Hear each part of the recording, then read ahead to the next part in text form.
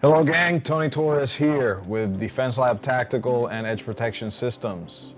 I wanted to talk to you today as my first vlog, so I wanted to share with you some of my views throughout this vlog in martial arts in general, self-defense, combat sports, etc. And at any time, I would love for you to comment, send me your questions. You can find me on Facebook, Tony Torres. You can find me on Facebook as Defense Lab Tactical page. You can find me on the Edge Protection Systems page and Defense Lab TNT here in Arlington, Texas. So please send your comments, your questions, post them, and I'll be more than happy to answer that and have a discussion with you as well. On this very first vlog, what I wanted to do is talk a little bit about the three main areas of study in the martial arts in general. I think there's three main categories in which things fall into. So I will talk a little bit about what the three categories are, and maybe in future blogs I'm going to really break down each one of them in its components, because I think that there's a lot to unravel there. So what I feel the main three areas of study in the martial arts world, I guess you should say, is what I call conventional martial arts, combat sports, and self-protection or self-defense oriented systems. I'm going to break it down a little bit today on what each one of those categories, what I mean by those, and how they each have some subdivisions on some subcategories. But those are the three main ones. And I think too much going on where one category of people, so for example, people that study conventional martial arts will, hurl all kinds of bad mojo into the direction, for lack of a nicer word, right? They hurl a lot of insults or they, let's call it poop on the combat sports world or in the strict self-defense world. Or vice versa, the people that are in combat sports, they tend to say, well, conventional martial arts, they're not worth it, or whatever it is. And the same thing for the people that are studying those specific or self-defense focused systems. They tend to turn around and say, well, conventional martial arts or combat sports, they don't have it. And I think if we understand each other a little bit better, there'll be a lot less crapping on each other, and maybe there's a way where we can actually find the benefit of the training, the different training methodologies. So I think that's more important. So what we're going to do today is I'm going to break down just the basic categories into some of their more fundamental subdivisions. In future vlogs, I'm going to talk about some of the pros and cons of each one. And like I said, hopefully I'll get your comments from you and your questions, and we'll create an interaction here and actually, build something a little bit better. So let's start with conventional martial arts. I use the term conventional where most people use the term traditional martial arts. And to me, traditional martial arts are a subdivision of conventional martial arts. So let's talk a little bit about what to me a conventional martial art means. So a conventional martial art is, in general, is based on some older version or some older system of fighting. It can come from the Orient, so it can be something like Chinese Kung Fu or Japanese Karate or the same thing with Okinawan arts, etc. And when I say conventional, this is what I mean. They have a structured methodology to progress in that particular art. So that means that they have a ranking system. They tend to have uniforms. They tend to have a lot of rituals associated with the art in itself. And the rituals and the code and the doctrine of that particular martial art is nearly as important, or sometimes even more important, than that particular art's or artist's fighting skill. So understanding, for example, there are some weapons art from Japan where, there's different ceremonial sword forms that you would have to do, and then you have to execute certain salutations before you get into that. You have to wear your uniform a certain way. That's what I mean by a conventional art, that it has more of a strict set of rules and a code and a doctrine that accompanies the fighting aspect, but it's almost equally as important, or sometimes even more important, to be good at that aspect of the art than to be good at fighting skill. Along with that also comes some other benefits, being able to focus your mind, have concentration, self-discipline, sitting or standing or moving a certain way and focusing on precise technique is actually very good for your brain, and there's nothing wrong with that. Now, the reason I consider traditional martial arts a subdivision of conventional martial arts is because there are some more modern martial arts that still espouse wearing of uniforms, certain rituals prior to class or during the execution of forms. A lot of these conventional martial arts will also rely heavily on what's called, in Japanese, it's called kata. In English, it's called forms, is the most commonly used word. In Korean, it was called hyung.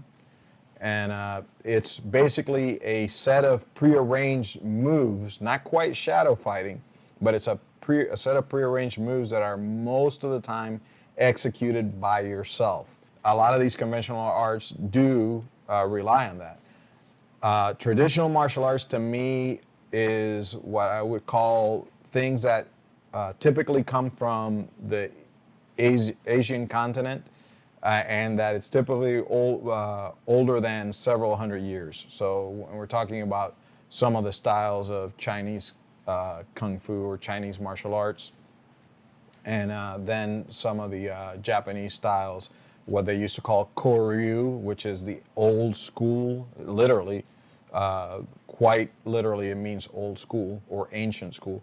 Those styles, to me, is what falls on the traditional martial arts.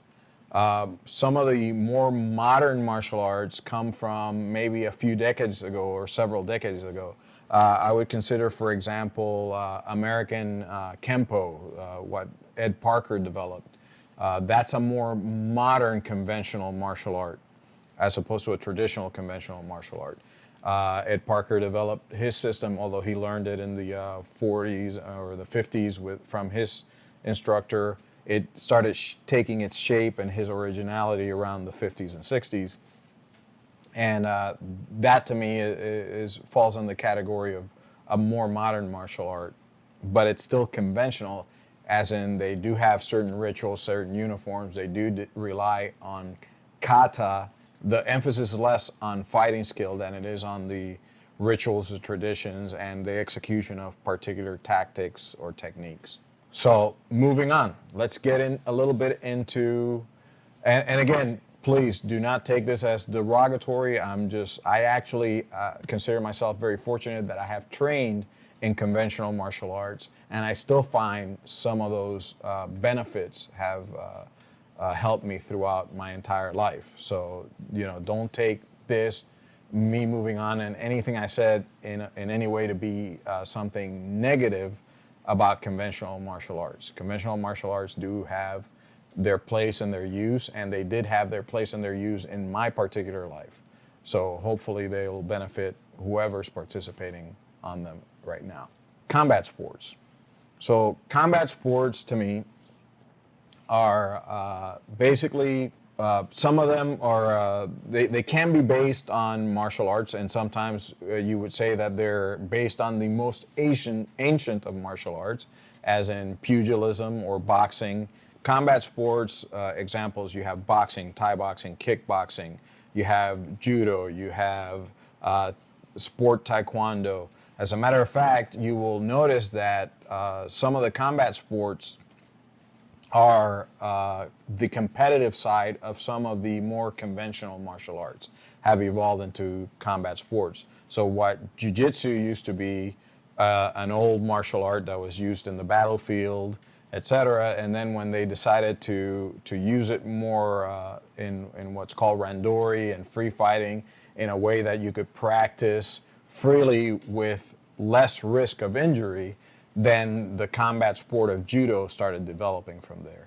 And the same thing with wrestling. Wrestling was used in ancient times literally not only to develop fighting skill, but to give men in the battlefield a way to release a lot of the energy, or I shouldn't say in the battlefield, because in the battlefield they're getting ready to go to battle, but a way to take soldiers and your fighters and give them a way to release a lot of that combative energy in times where there was long periods of no fighting. And that way they would be able to develop some fighting skill and actually compete and do things against each other and develop that skill without hurting themselves. And that's where wrestling came about, or different forms of wrestling, because in different cultures across ancient times, whether you're talking old Egyptian culture or ancient Greece, Rome, etc., and even, of course, the Asian culture is a little more obvious for us because we have been exposed to Asian martial arts for such a long time. But they all eventually develop, or almost all, I should say, eventually develop some form of pugilistic combat sport competition and some form of grappling or wrestling combat sport competition. So just about every culture has something like that. Most people are more familiar with the more modern versions of that. Boxing and wrestling are still very good combat sports or very popular combat sports in our culture in the West. And of course, you have regular kickboxing, Thai boxing, and all other forms of pugilism, and what I consider, and I'm a little bit biased about that, the ultimate combat sport is mixed martial arts. Not necessarily the way it's being done nowadays. I mean, it's still a super awesome sport. I love watching it. I watch it just about every weekend because there's fights every weekend. But what I really, the type of martial or mixed martial arts I like to watch is the older Vale Tudo style fights, where the rules were extremely limited and there were less time restrictions. Certainly there was a referee there, and there were, ways to try to keep the fighters somewhat safe as you could be when you're trying to defeat the other opponent with, your no gloves and like I said, very little rules.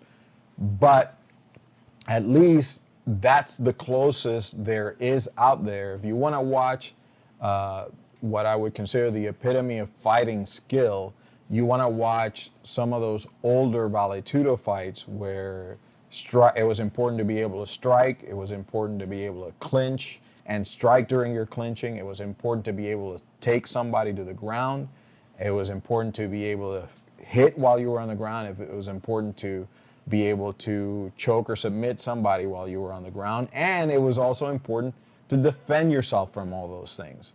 So to me, that older Vale Tudo style of mixed martial arts is probably the one that I find most entertaining. I still love current mixed martial arts. Again, I'm not crapping on those guys. Don't take it as that. I really love it. I watch a lot of MMA. Like I said, to me, my favorite has always been the older fights when there were a lot less rules, because it is the closest thing that you can relate to the skills that you want to take into a fight in a self-defense situation. So lastly, what I want to talk about in this particular video is the self-defense or the self-protection systems. These are systems that are relatively a modern development, and there are a plethora of schools out there that focus on developing skills that you would use to actually defend yourself if you were assaulted in the street or at your home. I try to stay away from that phrase "in the streets," as they say, because you can be assaulted in your home. It could be a home invasion. It could be a parking lot. It doesn't necessarily have to be out in the street. These are people that have developed methodologies that are more concerned with developing self-defense skill. And they don't necessarily are concerned with having a ranking system, etc. Before I move on, so in combat sports, obviously it's a meritocracy. The ranking system is based on your ability to excel at that sport. Again, when I do a further breakdown of the combat sports, we'll talk a little bit of more detail about that.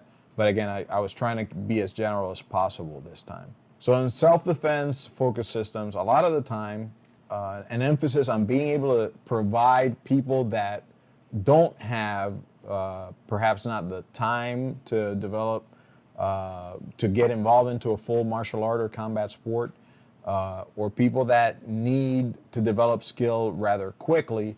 There's a lot of self-defense methodologies out there that focus on teaching people about awareness of their environment, how to deal with interpersonal communications, how to deal with hostile or maybe unknown subjects.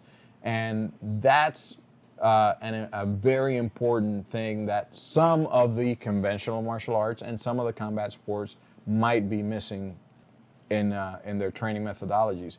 They maybe don't deal with, how do I talk to somebody that's irritated? How do I address an unknown person that all of a sudden is giving me a lot of attention and, I'm starting to get the hairs in the back of my neck to stand up.